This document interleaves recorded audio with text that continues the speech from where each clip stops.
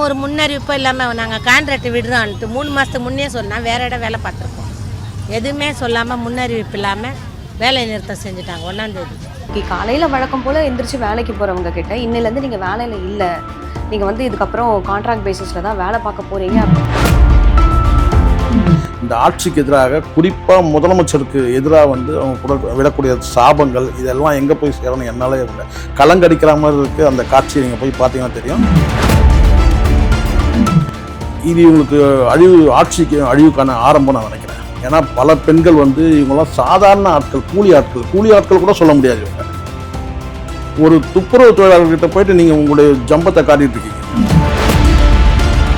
இந்த பேச்சோ நடவடிக்கை இருக்கிற இந்த சேகர் பாபுவாக இருக்கட்டும், மா சுப்பிரமணியமாக இருக்கட்டும், இவங்கெல்லாம் மனசாட்சி இருக்கா இல்லையா, போய் பார்த்தீங்களா இல்லையா? ஒரு 200க்கு 200 இந்த இருமாப்புன்னு சொல்லுவாங்களா, அந்த இருமாப்பு இவங்களுக்கு இருக்குது. அது நாளுக்கு நாள் வந்து அந்த இருமாப்பு வந்து பார்த்தா சரிஞ்சுக்கிட்டே இருக்கு.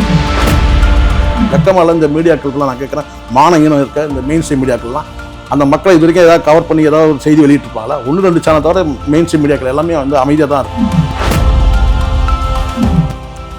யாராவது வந்து ஒரு உயிர் பலியாச்சுன்னா தான் இவங்க செவி சாய்ப்பாங்க, அப்படிதான் நான் நினைக்கிறேன். ஆனால் அங்கே இருக்கிற சூழல் தான் நான் சொல்கிறேன்.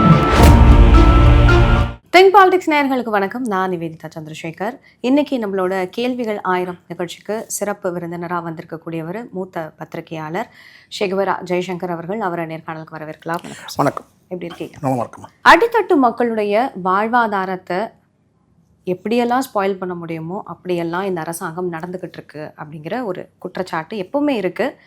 இப்போ நடக்கக்கூடிய இந்த தூய்மை பணியாளர்களுடைய போராட்டம் கிட்டத்தட்ட 1 வாரம் ஆயிடுச்சு. ஆனால் இந்த அரசாங்கமோ கார்ப்பரேஷன் சைடில் இருந்தோ எந்த ஒரு அறிக்கையும் வெளியில் வரலை. உங்களுடைய பார்வையிலிருந்து சொல்லுங்கள் இந்த போராட்டம். இப்போ நான் வரும்போது தான் மேயர் பேசுனது கேட்டேன். மேயர் பிரியா பேசுனது ஒரு ஜமீன் தோரணையில் தான் இருக்குது பேச்சு. ஒரு மேயர் வந்து அவங்க எங்கேருந்து வந்தாங்கன்றது முதல்ல அவங்களுக்கு ஞாபகப்படுத்தணும். முதல்ல இந்த சமூகத்தில் வந்து இந்த ஒடுக்கப்பட்ட சமூகத்திலேருந்து வந்தவங்க தான் சொல்கிறாங்க. அவங்க பதவி ஏற்றபோது அதான் சொன்னாங்க. இப்போ அவங்க பேச வரும்போது கேட்குறேன், வந்து ஒரு 5 நாளாக அவங்க பேசிகிட்டு இருக்காங்கன்னா அவங்க சொல்கிறக்கூடியதுன்னு கேட்டால் கடந்த ஆட்சியை பற்றி பேசுகிறாங்க. கடந்த ஆட்சி சரியில்லைன்னு சொல்லி நீங்கள் வந்தீங்க, அதுவும் உங்கள் தேர்தல் வாக்குறுதியில் வந்து பல வாக்குறுதிகளில் அதில் ஒன்று தான் இதுவும். இப்போ ப்ரைவேட்டைசேஷன் பண்ணுறீங்கன்னு சொல்லி அவங்கள ரோட்டில் கொண்டு வந்து நிறுத்திட்டீங்க. இதை விட ஒரு துப்புரவு தொழிலாளியோட கோரிக்கையை கூட நிறைவேற்ற முடியாத ஒரு துப்புக்கட்ட அரசாக தான் இந்த அரசு இருக்குது. அதில் எந்த சந்தேகமும் இல்லை. அதுவும் இவங்கெல்லாம் வந்து விளிம்பு நிலை மக்கள். இவங்க வந்து வாழ்வாதாரம் வந்து முழுக்க இவங்க கொடுக்குற அந்த இதுவே வந்து ஒரு கன்சால்டேட் பே தான். இவங்களுக்கு வந்து ஒரு முழு அரசு நிர்வாகத்தில் இல்லை, ஒரு செமி கவர்மெண்ட் சொல்லுவாங்க. செமி கவர்மெண்ட் எம்ப்ளாயினா இந்த ஆவின் இந்த மாதிரியான மற்ற பொதுத்துறை நிறுவனங்கள் இவங்க அதில் கூட வரமாட்டாங்க. அரசு கொடுக்குற ஒரு அன்றாட கூலி மாதிரி கொடுக்குற, அரசுக்கு நேரடியாக கொடுக்குற, மாநகராட்சி கொடுக்குற அந்த ஊதியத்தை தான் வாங்கிட்டு இருந்தாங்க. அதுலேயும் மண்ணை போட்டு எங்கேயோ ஆந்திராவில் இருக்க ஒரு கம்பெனிக்கு நீங்கள் வந்து மொத்தமாக அவங்கள வந்து அவங்க சொல்கிறாங்க, அவங்க பாணியிலே சொன்னோம்னா மொத்தமாக அவங்கள விற்கிறீங்க. அவங்களோட முன்வைக்கக்கூடிய கேள்வி என்ன அப்படின்னா, 10 வருஷம் நாங்கள் பணி செஞ்சுருந்தோம் அப்படின்னா பணி நிரந்தரம் அப்படின்னு சொல்லி தான் வாக்குறுதி கொடுத்தாங்க. இப்போ வாக்குறுதி கொடுத்துட்டு இப்போது 10 வருஷம், சில பேர் 15 வருஷம்லாம் வேலை பார்த்துருக்காங்க. அண்ட் குறிப்பாக அவங்க சொல்லக்கூடிய விஷயம் என்னென்னா, இப்போ எங்களுக்கு வயசாயிடுச்சு, 45 வயசுக்கு மேலே கான்ட்ராக்டில் எடுக்க மாட்டாங்க, அப்போ எங்களுடைய வாழ்க்கையே முடிஞ்சு போச்சே. இல்லை, இவங்களை அப்புறப்படுத்துறதோட முதல் கட்ட நடவடிக்கை தான் இது. இவங்க பல வகையில் அப்புறப்படுத்துறதை நம்ம பார்க்குறோம். ஒரு குறிப்பிட்ட இந்த ஒடுக்கப்பட்ட மக்கள் வாழக்கூடிய பகுதியில் வந்து அவங்களை அப்புறப்படுத்தணும்னா அங்கே இருக்கிற இளைஞர்கள் மீது வந்து ஏதாவது வந்து ஒரு வழக்கு பதிவு செஞ்சு அதன் மூலமாக அந்த இடம் வந்து ஒரு அன்ட்ரஸ்டான ஒரு இடமா ஆக்குவாங்க முதல் கட்டமாக. அதுக்கப்புறம் இந்த அரசு நிர்வாகம் நான் சொல்கிறேன். அதுக்கப்புறம் அந்த பகுதியை வந்து எனக்குன்னா வந்து ஏதோ குற்றவாளிகள் இருக்கிற பகுதி மாதிரி அறிவித்து அப்புறம் தான் அவங்கள வந்து அங்கேருந்து அப்புறப்படுத்த தான் நடக்குது. அது மாதிரி இது முதல் கட்டமாக இவங்களை என்ன செய்கிறாங்கன்னா, நீங்கள் ஆந்திராவில் இருக்க அந்த கம்பெனியில் போயிட்டு நீங்கள் சேர்ந்துக்கலாம், அது கூட இவங்க சேர்க்க மாட்டாங்க, அவங்க நீங்களாக போய் சேர்ந்துக்கணும். அப்படிதான் இந்த அரசு ஒவ்வொரு விஷயத்திலும் அப்படி தான் இவங்க பண்ணிட்டு வராங்க. இப்போ இவங்க அடுத்த கட்டம் இவங்க என்ன செய்வாங்கன்னா, எங்களுக்கு எங்கே போகிறதுன்னு தெரியாது, எந்த நிறுவனத்தில் யாரை போய் பார்க்குறது, அங்கே போய் ஒரு என்ன சொல்கிறேன், இப்போ இருக்கிற அந்த ஊதியம் கிடைக்குமான்றது உத்தரவாதம் கிடையாது. அதுதான் முதல் இந்த விஷயம் தான் ஆக்சுவலி கேட்கணும். ஏன்னா நாங்கள் களத்துக்கு போய் அந்த மக்களை சந்திக்கும் போது அவங்க சொன்ன விஷயம் என்ன அப்படின்னா, இப்போ நாங்கள் கவர்மெண்ட் எம்ப்ளாயாக இருந்தப்போ எங்களுக்கான ஊதியம் வந்து வேறு, இப்போ நாங்கள் கான்ட்ராக்ட் பேசிஸில் போனால் நாங்கள் வாங்கினதை விட கம்மியாக தான் வந்திருக்கோம். இந்த 10-15 வருஷம் வந்து வாங்குறது கம்மின்றதில்ல, முதல்ல வேலைக்கு உத்தரவாதமே முதல்ல சொல்ல முடியல, உத்தரவாதமே கிடையாது. முதல்ல நீங்கள் வேலை வாங்கின பிறகு தான் உங்களுக்கு சம்பளம். அந்த மக்களுக்கு வந்து அந்த அளவுக்கு தான் அவங்களுக்கு தெரியுது பாவம். முதல்ல இவங்க வந்து வேலைக்கு எடுத்துக்கணுன்ற எந்த கட்டாயம் இவங்க ஏதாவது அப்பாயின்மெண்ட் ஆர்டர் கொடுத்து இவங்க ஏதாவது ரெக்கமெண்டேஷன் கொடுக்கலாம் ஒன்றும் கிடையாது. நீங்கள் போய் சேர்ந்துக்கலான்றாங்க.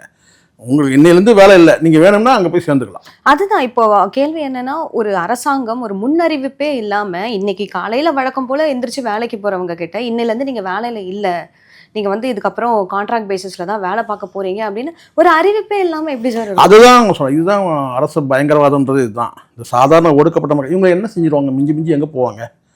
இவங்க இந்த உண்ணாவிரதம் தான் இருக்கும். இதை தாண்டி நீதிமன்றம் போகிறதுக்கெல்லாம் அதுக்கான வசதி வாய்ப்பெல்லாம் அவங்களுக்கு கிடையாது. நீதிமன்றத்தை வச்சு ஒரு அரசு எதிர்த்து போராடக்கூடிய சக்தி இல்லாத மக்கள் இவங்கெல்லாம். அதனால தான் நான் விளிம்பு நிலை மக்கள் சொல்கிறேன். ஏன்னா இப்போ அன்றாடம் குப்பைகளை மட்டுமே எடுத்து பிழைக்கக்கூடியவங்க. இவங்க கொடுக்குற சொற்ப ஊதியத்துக்காக கூட இல்லை.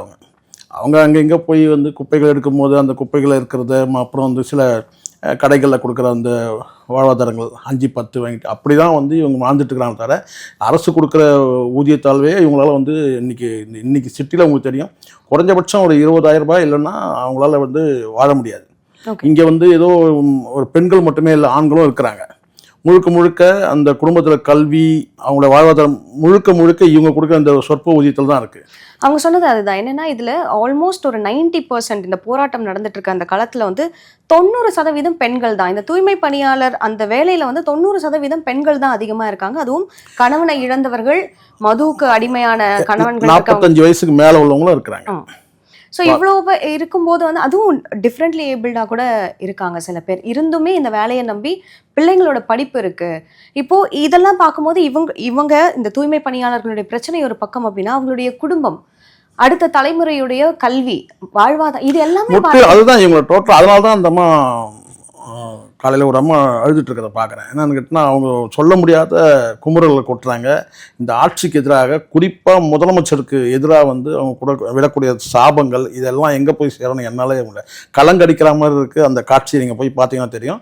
ஊடகங்கள் வெளிச்சத்துக்கு கொண்டு வராமல் இருக்குது. மெயின் ஸ்ட்ரீம் மீடியாக்கள், சாதாரண ஊடகங்கள், இது போன்ற ஊடகங்கள் நினைக்கிறீங்க இல்லை. அது வந்து ஆட்சி, அதாவது இவங்க ஆட்சியாளருடைய வந்து அந்த அதிகாரத்துக்கு ஒரு அடிமையாக போகிறாங்கன்னு தான் அர்த்தம். அது மெயின் ஸ்ட்ரீம் மீடியா எப்படி நீங்களே தப்பாக எடுத்துலாம் எனக்கு அதை பற்றி இல்லை. பல ஊடகங்கள் வந்து இன்றைக்கி வந்து பாருங்கள், சாதாரண யூடியூபில் கூட பார்த்தீங்கன்னா தர்மஸ்தலம் அந்த மேட்டரை உருட்டிட்டு இருக்கிறாங்க. அங்கே அந்த ஸ்டேட் இருக்குது, அங்கே இருக்கிற மக்கள் இருக்கிறாங்க, அங்கே எவ்வளோ நடக்குது. என்ன இங்கே இருக்கிற இந்த ஈஷா மையத்துக்கே வந்து பார்த்தா இங்கே இருக்கிற ஆட்சியாளர் வந்து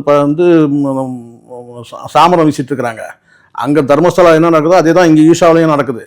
ஒன்றும் பெரிய வித்தியாசம்லாம் இல்லை. இன்னொரு 10-20 வருஷம் கழிச்சு வேணால் வரும், திரும்ப வரும். அங்கே புதைச்சா இங்கே கொளுத்துனா, அவ்வளோதான் வித்தியாசம். பெரிய வித்தியாசம்லாம் கிடையாது. இந்த ஆட்சியாளர் வந்து பார்த்தீங்கன்னா இது போன்ற நபர்களுக்கு வந்து என்ன சொன்னா வெளிசாமரம் வீசுறதுனால ஊடகங்கள்லாம் இந்த ஆட்சியாளருக்கு பின்னாடி ஒளிஞ்சிக்கிறாங்க. அவ்வளோதான். அது எந்த ஊடகமாக இருக்கட்டும். இன்னைக்கு தர்மஸ்தலா பற்றி இவ்வளோ ஊடகங்கள் இவ்வளோ பேச வேண்டிய அவசியமே இல்லைம்மா. பேசட்டும், ஒரு அளவு தான். அதை விட்டுட்டு இப்போ வந்து முழுக்க மெயின் ஸ்ட்ரீம் மீடியாக்கள் எல்லாம் கேட்டால் இதை ஒரு செய்தியாக போட்டுட்டு அப்படி கடந்து போகிறாங்க. இல்லை செய்தியாக கூட போடுறதில்ல. இன்னைக்கு வந்து நேற்றைக்கு வந்து எந்த கட்சியாவது இருக்கட்டும், வந்து எதிர்கட்சியாக இருக்கட்டும், இல்லை வேறு மற்ற கட்சிகள் இருக்கட்டும், ஏன் கம்யூனிஸ்டுகள் என்ன பண்ணுறாங்க? கம்யூனிஸ்டுகளை வந்து தேர்தல் களத்தை சந்திக்காத ஒரு அமைப்பு தான் வந்து அங்கே வந்து இருக்காங்க. இங்கே கம்யூனிஸ்டுகள் என்ன பண்ணாங்க? ஒடுக்கப்பட்ட மக்களுக்காக இருக்கக்கூடிய வந்து விசிகா என்ன பண்ணுது? இன்னும் பல கட்சிகள் வந்து பாராளுமன்ற புலி என்ன பண்ணுறாரு? இன்னும் எவ்வளோ இருக்குல்ல.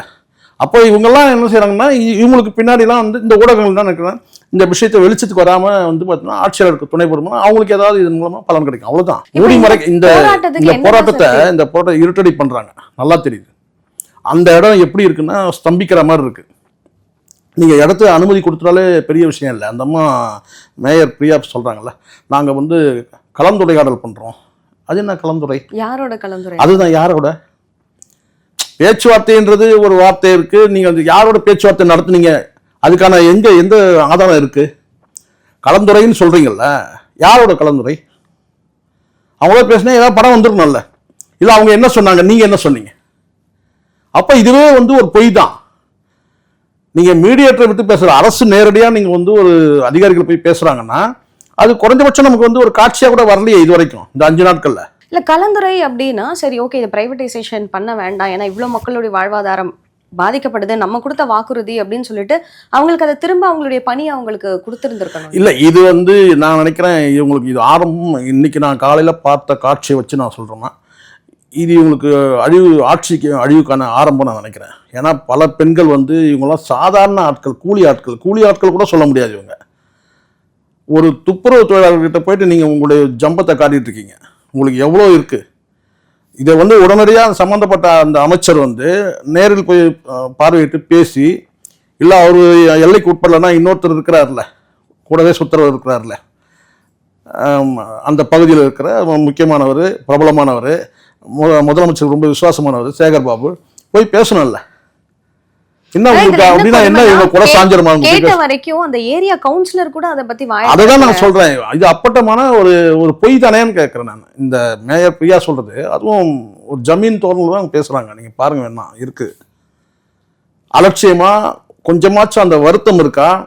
ஒரு 5 நாட்கள் போராடக்கூடிய மக்கள் அதை பத்தி ஒரு கேள்வி கேட்கும் போது அவங்க சொல்லக்கூடிய அந்த தோரணை நான் கேட்டேன்னா கடந்த ஆட்சியை நீங்க குறை சொல்றீங்க, அது ஒரு பக்கம். அதுதான் இப்ப நீங்க என்ன கிடிச்சிங்கன்னு சொல்லணும்ல. ஒரு ப்ளீச்சிங் பவுடருக்கு நீங்கள் என்ன பதில் சொன்னீங்கன்னு எல்லாம் பார்த்துட்டு தான் இருக்கிறாங்க.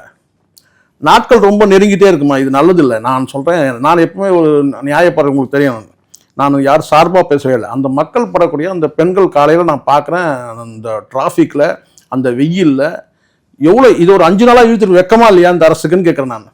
அண்ட் இன்னொரு விஷயம் அங்கே போனப்போ பதிவு பண்ணியிருந்தாங்க, இந்த மாதிரி ரிப்பன் பில்டிங் அப்படிங்கிறது எவ்வளோ பெரிய மெயின் ஏரியாவில் இருக்கக்கூடிய ஒரு விஷயம் அப்படின்னு தெரியும். அவ்வளோ பெரிய பில்டிங்க்கு முன்னாடி போராட்டம் நடத்திக்கிட்டு இருக்காங்க. டே டைம்லலாம் டிராஃபிக் கிளியர் பண்றதுக்கு அங்க காவல்துறையினர் இருக்காங்க. ஆனா ராத்திரியில அவ்வளவு பெண்கள் அங்கேயே தான் இருக்காங்க. ரொம்ப கஷ்டமா இருந்து காவல்துறையினர் இல்ல, பாதுகாப்புக்கு கூட காவல்துறையினர் இல்ல அப்படின்னு இல்ல. அங்க போலீஸ் இருக்கிற மாதிரி தெரியல எனக்கு. அந்த டிராபிக்கை ஒரு பக்கம் கட் பண்ணி இருக்காங்க ரிப்பன், அதாவது இப்படி, அதாவது இந்த சைட்ல இந்த பேஸ்டன் பிரிட்ஜில் வர சைடு இருக்கு பார்த்தீங்கன்னா, அந்த ரோடை கட் பண்ணி இப்படி பூந்தமல்லி ரோடுக்கு ரைட்டில் போட்டு அந்த கட் பண்ணியிருக்காங்க. அந்த ஒரு பாதையை மட்டும் கட் பண்ணியிருக்கிறாங்க. இடதுபுறம் நீங்கள் இப்படி ஹைகோர்ட்டுக்கு போகிறது, சென்ட்ரலுக்கு போகிற அந்த வழியை மட்டும் விட்டுருக்குறாங்க. அதனால் டிராஃபிக் கொஞ்சம் வேணால் குறைஞ்சிருக்குன்னு வேணால் சொல்ல முடியும். ஆனால் நீங்கள் சொன்ன மாதிரி போலீஸ்லாம் பெரிய பாதுகாப்புலாம் கிடையாது. அவங்களுக்கு குடிக்க தண்ணி இருக்கா, வெயில் கடுமையான வெயில், அதில் 5 நாளாக இருக்கிறாங்க. அதுவும் எல்லாம் வயசானவங்க. திடீர்னு யாருக்காவது ஒருத்தர் ஏதாவது ஒன்று ஆனால் இந்த அரசு என்ன பொறுப்பேற்றுக்கணும் எனக்கு ஒன்றும் புரியல. ரொம்ப கஷ்டமா இருக்கு. மேலே பாதுகாப்பு இல்லை ஒன்று, ப்ளஸ் நான் சொன்ன மாதிரி பெண்கள் அதிகம் அப்படிங்கிறதுனால பாதுகாப்பு ஒரு பக்கம், அந்த பேசிக் ஃபெசிலிட்டிஸ் ஒன்று கூட கண்டிப்பா. அதெல்லாம் சொன்னேன், நீங்க குடிக்க தண்ணி இருக்காங்கன்னு தெரியல, வெயில்ல உட்காந்துருக்காங்க. பெரிய பந்தல்லாம் நீங்க நினைக்கிற மாதிரி அவங்க அந்த பெரிய இந்த சாமியான பந்தல்லாம் பெருசா போட்டுலாம் ஒன்றும் கிடையாது. அதுல ரொம்ப கஷ்டம். இந்த 5 நாள் இருக்கிறதுன்றது எப்படி இருந்தாங்கன்னு நான் யோசிக்கிறேன். ஏதாவது ஒரு உயிருக்கு ஆபத்துனா என்ன செய்யும் இந்த அரசு? அப்பவும் அவங்களை தூக்கி போட்டுருமா? அதே மாதிரி இந்த போராட்டம் ஆரம்பிக்கிறதுக்கு ஒரு சில தினங்களுக்கு முன்னாடி, ஒரு 2-3 நாளுக்கு முன்னாடி தான் நீங்க பார்த்துருப்பீங்க, ஒரு வீடியோ வெளியில வந்தது. ராத்திரியில தூய்மை பணியில ஈடுபட்டு இருந்த ஒரு பெண் ஒரு கார் ஃபாஸ்டா அடிச்சு தூக்கி. இல்லை, இப்பவும் கூட நான் சொல்வேன், இந்த இடம் கூட டிராஃபிக்கை நீங்கள் கிளியர் பண்ணிட்டீங்க. ஓரளவுக்கு கிளியர்னு சொல்ல முடியாது, ஓரளவுக்கு கொஞ்சம் கட்டுப்படுத்துறது. ஒரு வழியை கட் பண்ணியிருக்கீங்க. ஆனால் அந்த இடத்துல யாராவது குடிபோதையில் ஒரு வேகமாக வண்டி ஓட்டு அந்த மக்கள்கிட்ட விட்டாங்கன்னா ஒன்றுமே கேட்பார்ல. பரிதாபமான நிலைமை உண்மையில. எப்படி இவங்களுக்குலாம் மனசாட்சி இருக்குன்னு எனக்கு ஒன்றும் புரியல இந்த ஆட்சியாளர்கள். இன்னொரு கேள்வி எனக்கு, அமைச்சர்களுக்கு இந்த ஜமீன்தார் போன்ற இந்த தோட்டம் அந்த பேச்சும் நடவடிக்கை இருக்கிற இந்த சேகர் பாபு ஆகட்டும், மா சுப்பிரமணியம் ஆகட்டும், இவங்களாம் மனசாட்சி இருக்கா இல்லையா, போய் பார்த்தீங்களா இல்லையா, அந்த பகுதியில் இதை ரசிக்கிறீங்களா? ஒரு வேளை ஏதாவது ஒரு மூவ்மெண்ட் பண்ணல, ஒரு நாள் 2 நாள் அதுக்கப்புறம் ஒரு 5 நாள், ஒரு வாரம் ஆயிடுச்சு, ஏதாவது ஒன்று பேசணும்ல. போயிட்டு கலந்துரையாடல் பண்றேன்றீங்க, ஏதோ இதில் சொல்ற மாதிரி கதா காலட்சேபத்தில் பண்ற மாதிரி. கலந்துரையாடல்ன்றது எதுக்கு சொல்லணும்? எந்த வார்த்தை இது? கலந்துரையாடுறதுக்குலாம் இது ஒன்றும் கருத்தரங்கு கிடையாது. இப்ப அமைச்சர்கள் இவங்க சொன்ன மாதிரி கலந்துரையாடுறாங்க அப்படிங்கிற பட்சத்துல கூட அமைச்சர்கள் ஆகட்டும், முதலமைச்சருடைய பார்வைக்கு இது போயிருந்திருக்கணும். இவ்வளவு பெரிய போராட்டம் ஒண்ணு நடந்திருக்கு அப்படிங்கும் போது இல்ல இதெல்லாம் முதலமைச்சர் இதெல்லாம் பார்வைக்கு போகாமலாம் இல்ல, கூட இருக்கிற கைத்தடிகள் போன்ற இருக்கிற அந்த அமைச்சர்கள்லாம் இதை உடனே நம்ம போயிட வேண்டாம், இது அப்படியே கொஞ்சம் நாள் பார்க்கலாம், எவ்வளவு நாளைக்கு இருப்பாங்க, இதெல்லாம் அந்த மக்கள்கிட்ட போய் சவால் விடக்கூடிய ஒரு கேவலமான ஒரு அரசா தான் இந்த அரசு இருக்கு. தேர்தல் நெருங்குற நேரத்துல இந்த மாதிரியான பிரச்சனைகள் தொடர்ந்து வந்துகிட்டே இருக்கு. இவங்களுக்கு ஒரு இருமாப்பு இருக்கு, உண்மைதான். அது விஜய் சொன்னதை இந்த இடத்துல நான் பதிவு பண்றேன். ஒரு 200க்கு 200 இந்த இருமாப்புன்னு சொல்லுவாங்களா, அந்த இருமாப்பு இவங்களுக்கு இருக்குது. அது நாளுக்கு நாள் வந்து அந்த இருமாப்பு வந்து பார்த்தா சரிஞ்சுக்கிட்டே இருக்குது. இவங்கெல்லாம் வந்து இப்படியே போயிட்டு இருந்து கேட்டால் வந்து ஓட்டு கேட்கறதுக்காக மக்கள்கிட்ட போவாங்களான்னு சந்தேகம் இருக்கு எனக்கு. அதுவும் குறிப்பாக நான் சொல்கிறேன், இந்த 2 அமைச்சர்கள் வந்து இவங்க நினச்சாங்கன்னா அந்த மா சுப்பிரமணியமாக இருக்கட்டும், சேகர் பாபா இருக்கட்டும், மேயர், அங்கே என்ன பிரச்சனைன்னு கேட்டு அவங்க இப்போதைக்கு வந்து பார்த்தீங்கன்னா ஒரு நம்பிக்கை கொடுத்து அந்த கான்ட்ராக்டை ரத்து பண்ணாலே போதும், அந்த மக்களுக்கு இயல்பாக அவங்க திரும்பி போயிடுவாங்க. இவங்க பிடிவாதமாக நிற்கிறாங்க. அப்போ முழுக்க முழுக்க அந்த மக்கள் குற்றச்சாட்டு வந்து உண்மையாக தான் ஆயிடுச்சு. இப்போ கஜானா அதனால பிரைவேடைசேஷன் அப்படின்னு சொல்றாங்க. இப்போ வாங்கின கடன் என்ன ஆச்சு? இந்த நாங்கள் கேட்குறேன், இந்த துப்புரவு தொழிலாளர்களுக்கு இதை வந்து கான்ட்ராக்ட் கொடுக்கறது மூலமாக அதுதானா இவங்களுக்கு பெரிய சுமை? நான் கேட்குறேன். எவ்வளோ திட்டங்களுக்கு எவ்வளோ பணங்களை செலவு பண்ணுறீங்க, பெருமை வேற வந்து பீத்திக்கிறீங்க வேற, இலவச. அப்போ எதுவுமே இல்லை, ஏன் இலவச திட்டம்லாம் அறிவிக்கிறீங்க? அது ஓட்டுக்கு. அப்போ இங்கே சொற்பமான மக்கள், இந்த மக்களை யார் கேட்க போகிறாங்க? யார் கேள்வி? எந்த மீடியா கேட்க போகுது? வெக்கமால இந்த மீடியாக்களுக்கெல்லாம் நான் கேட்குறேன், மானங்கீனம் இருக்க இந்த மெயின் ஸ்ட்ரீம் மீடியாக்கள்லாம் அந்த மக்களை இது வரைக்கும் ஏதாவது கவர் பண்ணி ஏதாவது ஒரு செய்தி வெளியிட்டிருப்பாங்களா? 1-2 சேனல் தவிர மெயின் ஸ்ட்ரீம் மீடியாக்கள் எல்லாமே வந்து அமைதியாக தான் இருக்குது. வெக்கம், மானம், சூடு, சொரணம் எதுவுமே இல்லை. அந்த மக்களை எவ்வளோ அந்த அந்த பெண்கள்கிட்ட போய் அந்த குமுறலை போய் பாருங்கள். அதுக்காகவே இவங்க போகாமல் இருக்கிறாங்க. அவங்க வயிற்றுல வாயில அடிச்சுட்டு அழுதுட்டு இருக்குங்க. பெரிய இதை வந்து இந்த குப்பையை வந்து வேலை செய்கிறவங்க என்னமோ பெரிய வந்து கோடீஸ்வரராக இருப்பாங்க. ஏன் கொடுக்குறது சொற்ப சம்பளம், எல்லாமே 45 வயசுக்கு மேலே இருக்குது. ஃபர்தர் ரெக்ரூட்மெண்ட் இல்லைன்னு நீங்கள் அறிவிச்சால் கூட பார்த்தீங்கன்னா குறைஞ்சபட்சம் ஒரு 10 வருஷத்தில் எல்லாருமே வந்து முடிஞ்சிடும் அவங்களோட லைஃப்லாம். இன்னும் 10 வருஷம் 15 வருஷம் சர்வீஸ். எல்லாம் யாரும் வந்து அங்கே இளம் பெண்கள் யாரும் கிடையாது. 20 வயசு 25 வயசு எல்லாம் 40 வயசுக்கு மேலே உள்ளவங்க.